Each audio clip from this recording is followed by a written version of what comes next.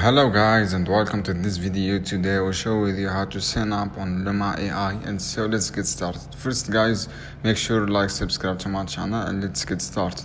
First guys, install your app on Play Store or Android and go ahead and open app, and you can see guys an app option. As you can see here, you can use Google or Apple ID. So I'm going to teach you how you can log in.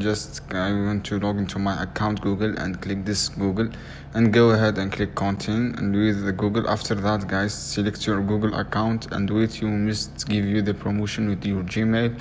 Give the promotion and agree to Luma AI. So as you can see here, this is you created account and you can start using this app. Profile, you can edit your profile setting. As you can see here, this is will be continue with Google, as you can see here guys. So this is how you can do guys. I hope this video helpful for you. Then don't forget to subscribe, like, share this video for more content, and see you on another video soon. Keep watching.